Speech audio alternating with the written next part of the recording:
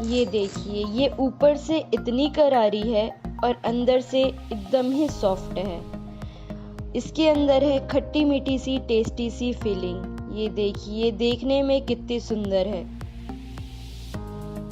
Hello friends, Kurmi kitchen में आपका स्वागत है। मैं मधु लेकर आई हूँ फलहारी आलू पैटीज की रेसिपी। तो इसके फीलिंग बनाने के लिए हमें क्या क्या सामान चाहिए वो देख लेते हैं। उसके लिए मैं यहाँ पर ली हूँ 2 उबले हुए आलू, 3 बड़े चम्मच मूंगफली का पाउडर। मूंगफली को आप पहले सेक लीजिए, उसके बाद उसका छिलका हटाकर उसका मिक्सी में पाउडर बना लीजिए। ये है 3 बड़े चम्मच। 3 बड़े चम्मच है नारियल का बुरादा, इसकी जगह आप फ्रेश नारियल का भी इस्तेमाल कर सकते हैं। 2 बड़े चम्मच है शक्कर। मीठा आप अपने टेस्ट के हिसाब से कम या ज़्यादा कर सकते हैं। ड्राई फ्रूट्स में चाहिए 8 से 10 काजू, 8 से 10 बादाम, 10 से 15 किशमिश। ये भुनी हुई तिल है, ये 1 बड़ा चम्मच, और 1 नींबू, इसका रस चाहिए हमें। यहाँ पर 2 बड़े चम्मच कटा हुआ हरा धनिया और 3 मिर्चियों को, हरी मिर्चियों को बारीक बारीक काट ली हूँ। अब सबसे पहले फीलिंग बनाएंगे। उसके लिए मैं यहाँ पर एक बाउल में सबसे पहले आलूओं को ग्रेट कर लूँगी। आप आलूओं को मैशर की सहायता से मैश भी कर सकते हैं। बस ये ध्यान रखिए कि आलू में बड़े बड़े टुकड़े नहीं रहने चाहिए। यहाँ पर हमें इसके अंदर की फीलिंग बनानी है। यहाँ पर आलूओं को मैं अच्छे से ग्रेट कर ली हूँ। अब इससे बाकी सामानों को मैं मिलाऊंगी। यहाँ पर मैं काजू को छोटे छोटे टुकड़ों में काट ली हूँ, ये देखिए। इसी तरीके से बादाम को भी काट ली हूँ, ये किशमिश, और ये भुना हुआ तिल है। अब इन सभी चीजों को आलू में मैं मिला दूंगी। अब यहाँ पे कटा हुआ हरा धनिया और हरी मिर्ची को भी इसी आलू के मिश्रण में डाल दूंगी।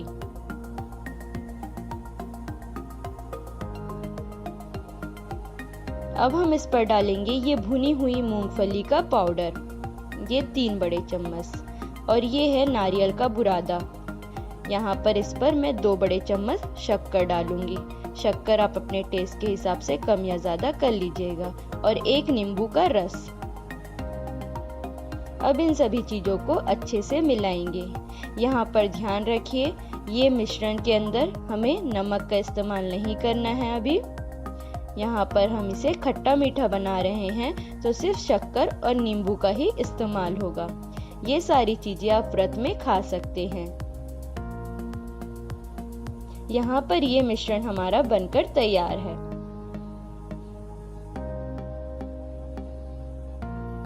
अब इसे हम साइड पर रखकर इसके ऊपर के कवर के लिए क्या क्या सामान चाहिए देख लेते हैं। यहाँ पर मैं ली हूँ 2 उबले हुए आलू, ये है सेंधा नमक जो उपवास में खाते हैं, भुने हुए जीरे का पाउडर है, ये है साबूदाने का पाउडर, जिसे मैं साबूदाने को मिक्सी में डाल के इसका पाउडर बना ली हूँ, और ये है समा चावल का पाउडर। ये समा चावल के पाउडर को भी आप मिक्सी में समा चावल को डाल दीजिए और उसका एक दरदरा सा पाउडर बना लीजिए। अब यहाँ पर मैं सबसे पहले आलूओं को ग्रेट कर लूंगी। यहाँ पर आलूओं को अच्छे से बारीक बारीक ग्रेट कर लीजिए। यहाँ पर मैं 2 बड़े साइज के आलू ली हूँ, उसे मैं ग्रेटर की सहायता से ग्रेट कर ली हूँ। यहाँ पर आलूओं को ग्रेट करने के बाद इस पर मैं मिलाऊंगी ये भुने हुए जीरे का पाउडर, जो कि है आधा छोटा चम्मच, और इस पर मैं मिलाऊंगी ये सेंधा नमक, ये जो उपवास में खाए जाने वाला नमक है उसे। अब यहाँ पर मैं डालूंगी 4 बड़े चम्मच सबसे पहले समा चावल के पाउडर को, और 4 बड़े चम्मच ये साबूदाना का जो पाउडर है उसे। आप यहाँ पे साबूदाना और समा के चावल का पाउडर को बराबर मात्रा में ही डालिए। अभी पहले मैं इतना इस्तेमाल करके इसे थोड़ा सा मिला ली हूँ, फिर इस पर मैं और बाकी पाउडर डालकर इसका एक आटा बनाकर तैयार करूंगी। यहाँ पर मैं फिर से 4 बड़े चम्मच साबूदाने का पाउडर और 4 बड़े चम्मच ये जो समा चावल का पाउडर है उसे डाली हूँ। ये मतलब कि टोटल 8 बड़े चम्मच ये दोनों का पाउडर है, जिससे कि ये आटा लगकर बिल्कुल भी तैयार हुआ है। ये इतने अच्छे से लगा हुआ है, ये देख सकते हैं। इसी तरीके का सॉफ्ट आटा लगाकर तैयार करना है। यहाँ पर ये आटा हमारा लगकर तैयार हो गया है। आप एक बार इसे इस तरीके से हाथों में कर देख लीजिए ये गोल बन रहा है कि नहीं। अगर ये फट रहा है तो आप इस पर थोड़ा सा और चावल आटे का पाउडर और समा चावल का पाउडर मिला लीजिए और ये हाथों में हल्का सा तेल लगा लीजिए और इस तरीके से इस जो आटे को तैयार किए हैं इसे हमें इस तरीके से अभी टिक्की बनाकर रखनी है। अभी इस पर हम फिलिंग नहीं कर रहे हैं, पहले सारी टिक्कियों को आप तैयार कर लीजिए। यहाँ पर आप फ्रेंड्स फ्रेश आलू का ही इस्तेमाल करेंगे। यहाँ पर ये सारी टिक्कियाँ बनकर तैयार हुई है। मेरी टोटल यहाँ पर 11 टिक्कियाँ बनकर तैयार हुई है। अब इस पर यहाँ पर हम 2 बड़े चम्मच ये समा चावल का पाउडर और 2 बड़े चम्मच ही साबूदाने के पाउडर को मिलाकर रखेंगे। ये देखिए। अब यहाँ पर हाथों में हल्का सा तेल लगा लीजिए। अब इसे अच्छे से फैला लीजिए।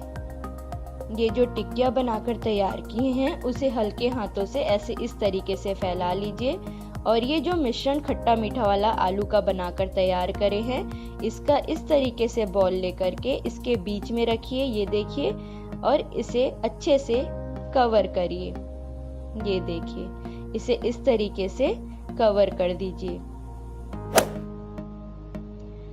ये बॉल बनकर तैयार हो गया है।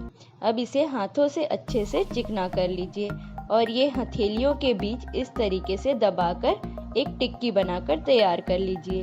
ये इसे पेटीज का शेप दीजिए और ये जो हमने पाउडर लिया था उस पर अच्छे से कोट कर दीजिए।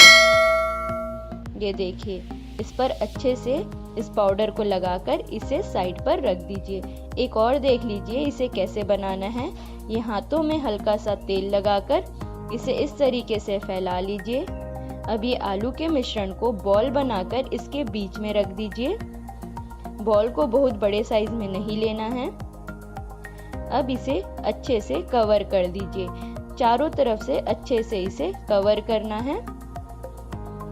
ये देखिए, ये बहुत ही आसानी से बनकर तैयार हो जाता है। अब इसे अच्छे से चिकना कर लीजिए दोनों हाथ की सहायता से। ये देखिए, और हथेलियों के बीच इसे इस तरीके से दबाकर टिक्की का शेप दीजिए।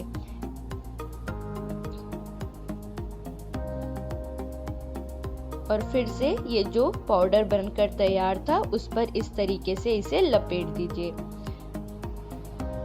ये यहाँ पर हमारी टिक्कियाँ तैयार है। ये देखिए, इसी तरीके से बाकी टिक्कियों को भी बना लीजिए। ये टिक्कियाँ जब बनकर तैयार हो जाएगी तो हमें इसे किसी भी डब्बे में भरकर कम से कम आधे घंटे के लिए इसे फ्रिज पर रखना है। आप किसी भी एयर टाइट डब्बे में इसे भरकर आधे घंटे के लिए फ्रिज पर रख दीजिए। फ्रीजर पर नहीं रखना है, फ्रिज पर रखना है ताकि ये अच्छे से सेट हो जाएगा। आप इसे पहले से भी बनाकर रख सकते हैं और जब भी आपको खाने का मन करे आप निकाल कर इसे फ्राई कर सकते हैं। अब यहाँ पर मैं एक कढ़ाई पर तेल चढ़ाई हूँ और तेल गर्म हुआ है कि नहीं एक बार छोटा सा लोई डालकर देखी हुई हूँ। ये देखिए, तेल गर्म हो गया। अब इस पर मैं ये जो तैयार पैटीज है इसे जिसे मैं फ्रिज से निकाली थी उसे इस पर डालूंगी।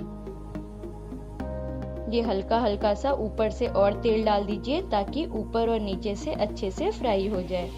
इसे हमें गोल्डन ब्राउन होने तक के फ्राई करना है।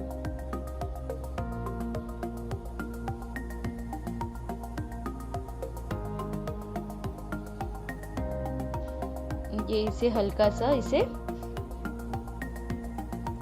नीचे से पहले फ्राई कर लीजिए, फिर उसके बाद फिर इसे पलटकर हमें ऊपर से फ्राई करना है। ये पहली बार में कढ़ाई में चिपकता है, पहले ही बैच चिपकेगा। बाकी जब एक बार ये निकल जाएगा, उसके बाद दोबारा डालेंगे तो वो नहीं चिपकता है। इसे पहले अच्छे से फ्राई होने दीजिए नीचे से, फिर पलटकर इसे आपको ऊपर से फ्राई करना है। ये देखिए, हमें इसी तरीके से गोल्डन ब्राउन होने तक के इसे फ्राई करना है। एक बार चम्मच से आप दबाकर देख लीजिए ऊपर से अच्छे से फ्राई हुआ है कि नहीं, करारा है कि नहीं, और उसके बाद फिर इसे निकाल लीजिए। ये हमारा यहाँ पर फलहारी आलू पेटीज बनकर तैयार हो गया है। आप एक बार इसे ज़रूर बनाकर देखिए, ये बहुत ही टेस्टी बनकर तैयार होता है। और मुझे कमेंट कर ज़रूर बताइएगा कि आपकी फलहारी आलू पेटीज कैसे बनी। यहाँ पर मैं इसे हरी वाली चटनी के साथ सर्व करूँगी। ये भी फलहारी चटनी है। यहाँ पर मैं जो भी सामान ली हूँ उसे मैं डिस्क्रिप्शन बॉक्स में दे दूँगी। यहाँ पर ये फलहारी आलू पेटीज बनकर तैयार है। आपको कैसी लगी रेसिपी मुझे ज़रूर बताइएगा। और अगर आपने मुझे अभी तक इंस्टा में फॉलो नहीं किया है तो कुर्मी किचन करके पेज है, उसे फॉलो ज़रूर करिए। Thank you for watching my video.